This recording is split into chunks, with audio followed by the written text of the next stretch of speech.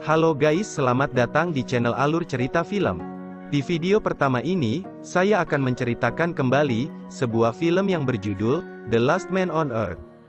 Oke, tanpa harus berlama-lama lagi, mari kita sama-sama simak alur ceritanya. Setelah virus misterius tanpa nama menghabisi setiap manusia, pria bernama Philip Miller ini adalah manusia terakhir di bumi.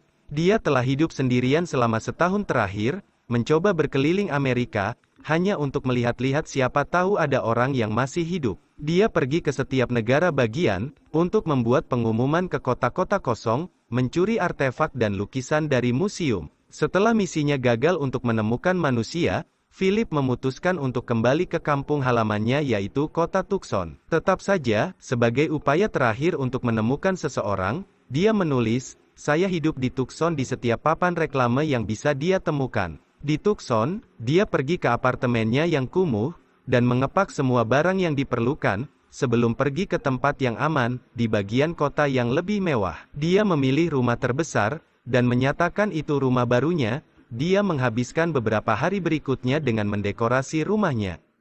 Mulai dari lukisan terkenal, tikar dari gedung putih, tengkorak dinosaurus, penghargaan akademi, dan banyak lagi artefak bernilai miliaran dolar.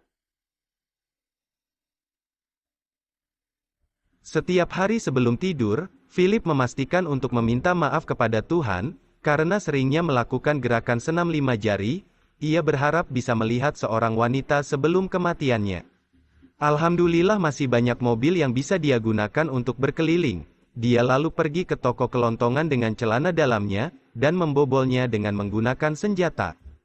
Hanya dalam setahun, Philip benar-benar melupakan semua ajaran dalam hidupnya, mengenai aturan hidup yang sebenarnya. Dia juga melakukan semua hal buruk, yang merupakan pemikiran impulsif sebelum virus, seperti menghancurkan tumpukan kaleng di toko, dan membawa pulang ratusan film uhui. Untuk menghabiskan waktu, dia bermain bowling sendirian, dengan menggunakan lampu dan akuarium sebagai pin bowlingnya, dan menabrakkan mobil satu sama lain. Kekacauan ini sengaja dibuat, agar dirinya merasakan adrenalin untuk menghilangkan kesepian.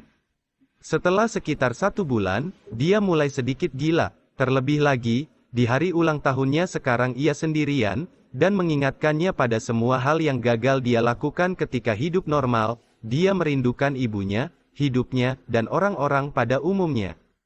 Adegan beralih ke beberapa bulan kemudian, di mana rumah besar yang ditinggali Philip telah berubah menjadi tempat sampah, dengan diisi plastik dan kaleng yang tidak pernah dia bersihkan selama ini.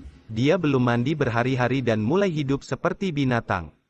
Rumahnya kekurangan air mengalir, hingga toilet ditutup dengan botol plastik. Jadi sebagai gantinya, Philip membuat lubang di papan loncatan dan menggunakan kolam sebagai toiletnya.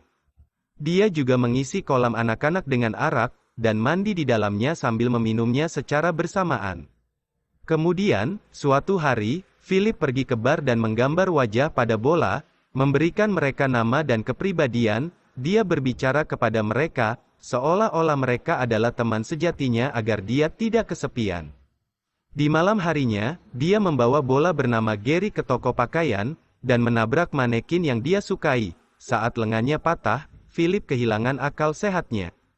Philip memutuskan bahwa dia tidak ingin hidup lagi, dan pergi ke bukit terdekat untuk melakukan bunuh diri. Dia mengucapkan selamat tinggal kepada semua teman bolanya, dan berjanji akan mengingat mereka semua untuk selamanya. Kemudian, dia masuk ke dalam mobilnya dan melaju menuju bukit dengan kecepatan penuh. Namun tiba-tiba, dia melihat asap mengepul dari jauh dan menghentikan mobil beberapa detik sebelum menabrak. Philip hampir tak percaya melihatnya. Dia segera mengikuti asap tersebut, untuk memastikan ada seseorang di sini. Kemudian, dia memperhatikan sesuatu yang ingin dia lihat selama setahun terakhir ini. Seseorang telah meninggalkan kutangnya di jemuran. Philip lalu menciumnya hingga jatuh pingsan. Saat tersadar, dia melihat seorang gadis cantik menyandarkan di pangkuannya. Dia dengan menggoda berjanji untuk memenuhi semua keinginannya sambil menciumnya.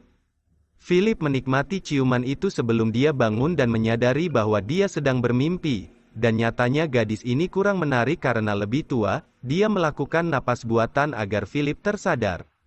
Mereka menarik diri satu sama lain. karena merasa aneh melihat orang lain setelah sekian lama.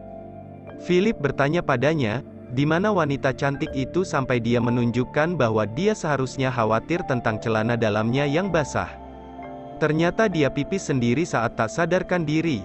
Bahkan dalam situasi seperti ini, Philip mengaku bahwa dia habis berenang, makanya celana dalamnya basah.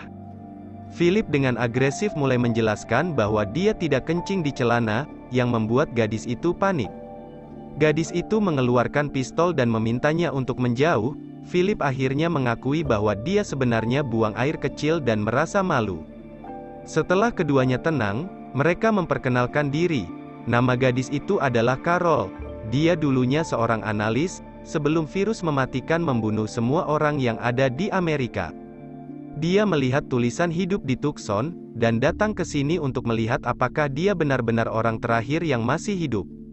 Meskipun Philip sangat ingin bertemu seorang wanita, dia tidak begitu suka dengan Carol. Dia berulang kali mengoreksi tata bahasanya, tidak mengerti leluconnya, dan terus berbicara tentang hal-hal yang tidak penting. Setelah itu mereka memutuskan untuk pergi ke toko kelontongan. Dalam perjalanan, Carol protes karena Philip telah menerobos lampu merah. Meskipun Philip beralasan lalu lintas sedang sepi, Carol tetap bersikeras bahwa mereka harus mengikuti aturan, atau kalau Philip ingin seperti itu, hiduplah di hutan dengan binatang. Untuk membuatnya merasa lebih baik, Philip berhenti tepat di tanda berhenti, dan melihat ke samping, untuk memastikan bahwa tidak ada orang yang akan menyeberang jalan. Omelannya tidak berhenti ketika mereka sampai di sebuah Alfamart, karena Philip memarkir mobilnya dengan sembarangan. Saat Carol memintanya untuk parkir di tempat lain, Philip yang emosi pun, langsung menabrakkan mobilnya ke Alfamart. Setelah itu, Carol pergi ke rumah Philip untuk melihatnya, dan ia kaget dengan cara hidupnya. 2 kolam renangnya, malah dipakai untuk modal, dan sampah berserakan di mana-mana.